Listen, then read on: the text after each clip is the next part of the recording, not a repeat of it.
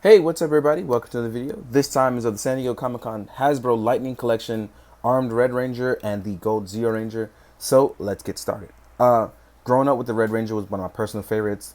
The Gold Zeo Ranger not so much, but he had some really cool powers. So it's really cool to see these guys and to also have their Japanese counterparts technically in this form also makes it a great bonus for me.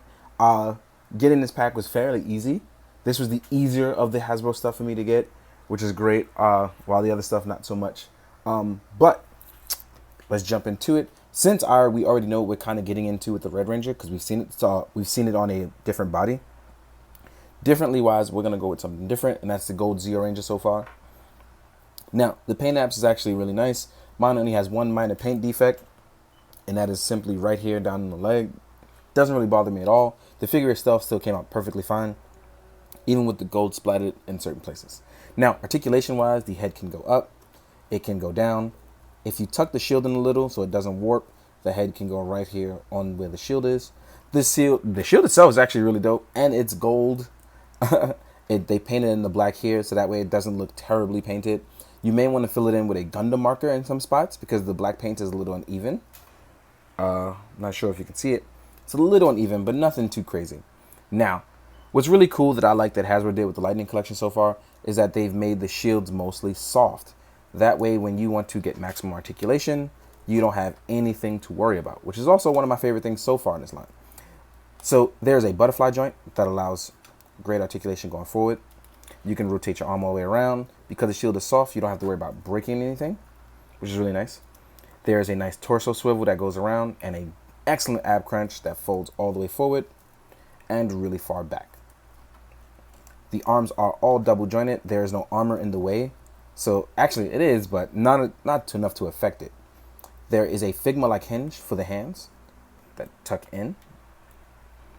And the leg goes really far up. They are also double jointed and lend themselves to excellent ankle articulation. I would still recommend heating them up though, because you just never know with those tight joints. So here we see some kicks actually.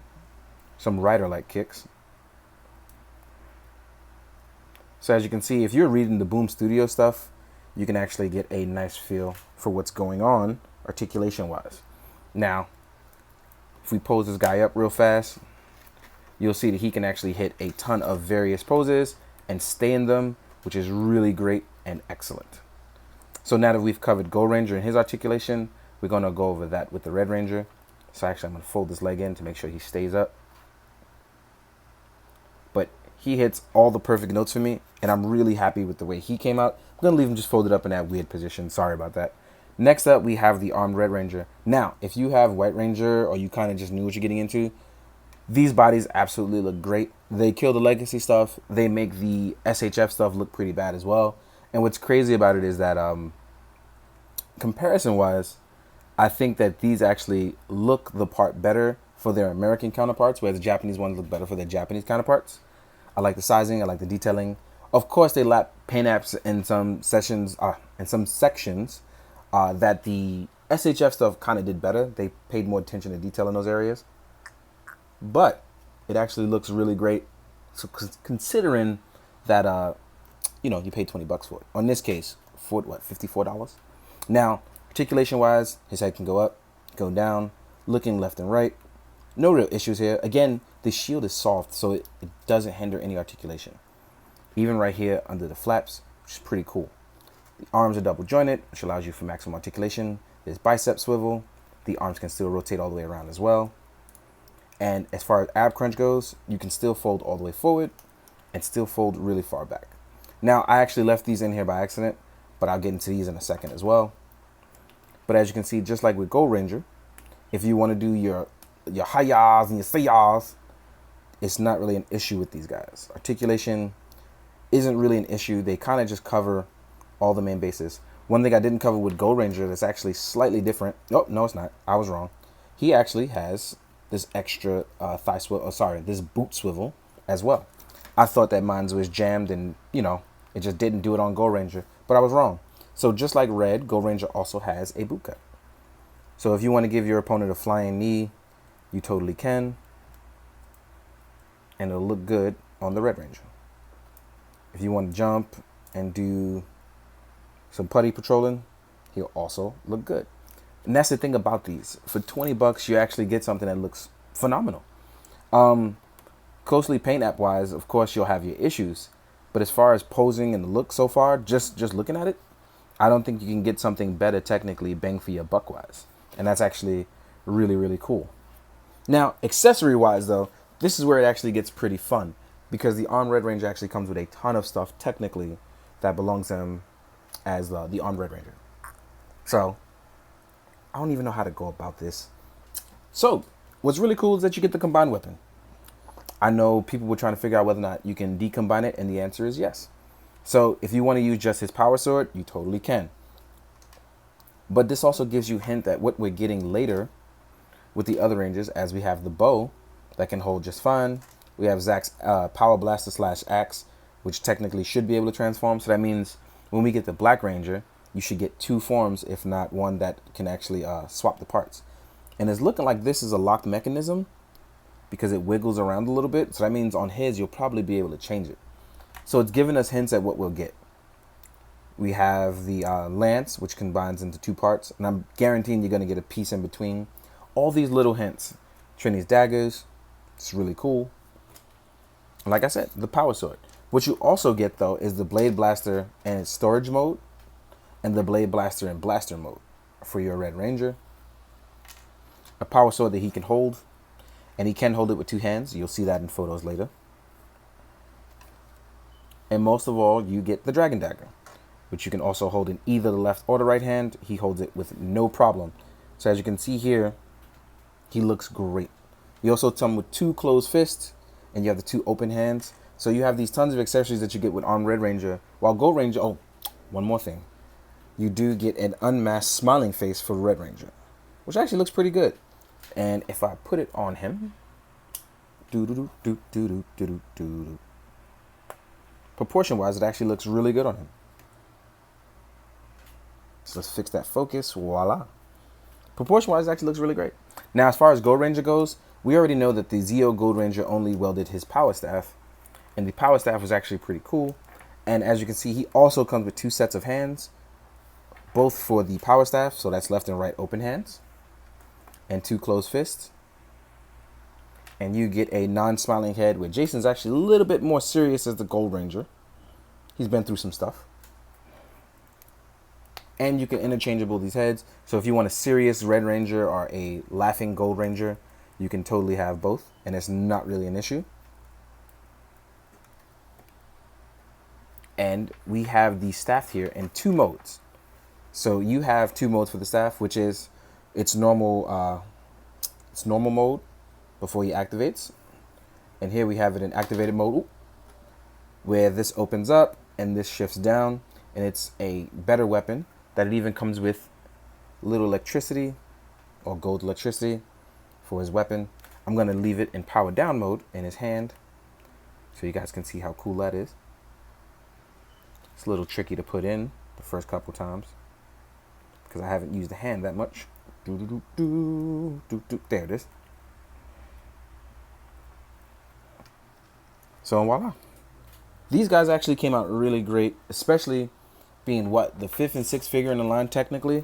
Their first 2-pack and 5th and 6th in the line.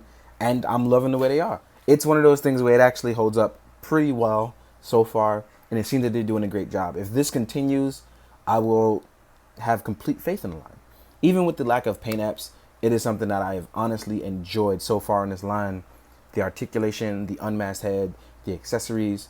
And so far, it seems like the hands are universal. So even if you don't like the hands you have now, you can swap them around, which is another good point, right? So with that being said, let's jump into size comparisons. I'm actually going to put Jason's masked heads back on because that's what we're more so counting on, right? So let's do that. Fix him to stand up straight so we can get the best size comparisons that we can get, or at least as straight as possible without it looking unproportional. There we go. And we'll do the same for you as well. We'll just pop on your masked head. And then we'll have these guys be size comparison. These guys look really cool. First thing I'm going to do is compare them to an SHF Kamen Rider, because technically these guys deserve it, right? It's one of those things where size-wise, if you want to mix and match your lines, I think you should be able to. Now, Kamen Rider, compared to the Lightning Collection stuff, is smaller. But if you're going to do group or action shots or cover-like photos, I don't think you'll have any issue with this, and you should be just fine. Especially if you put them next to the Renewal Kamen Riders, I think you'll be totally fine. Here he is next to a SHF Ryu. And the reason why I chose Ryu is because if you play the mobile game, Legacy Wars, I believe there's a crossover with Power Rangers and these guys. So size-wise, I think these guys actually look really good together. If you're Red JLA team up with Power Rangers, here's a look at Batman from Mezco with Power Rangers. So here he is, these guys next to a Mezco Batman. I think they actually scale pretty well, especially for powered up teenagers, which works out very, very well. So size-wise, I think so far, so good. Next up, this one is actually going to be a little bit out of their league, and this is the Storm Collectibles Guile. So this guy actually looks terrifying next to these guys, like a drill sergeant. Like he can't stop them, can't contain them. This is what it is, right? Next up, we have an Articulated Icons Ninja. For those of you who are going to do putty placements, who are going to use your Marvel Legends Jackals and Army Builders and things like that, if you have AI Ninjas, this is what they're going to look like next to it. Here he is next to a Marvel Legends Spider-Man. So they actually scale pretty well with Marvel Legends as well. And last, we're going to compare to... Wait, where'd it go? Where'd it go? Where'd it go? Oh, wait, there it is. So let's move you guys. And now we're going to compare it to Lord Zed. Because what would it be without the first villain of the line so far? With the White Ranger. So we have 3 basic armored characters right now that use vest. Which is pretty... Actually 4, because Shadow Ranger technically... No, it's part of his costume. But these 3 guys all technically use their vest. And size-wise, I think they're technically all the same size. My White Ranger just doesn't stand straight.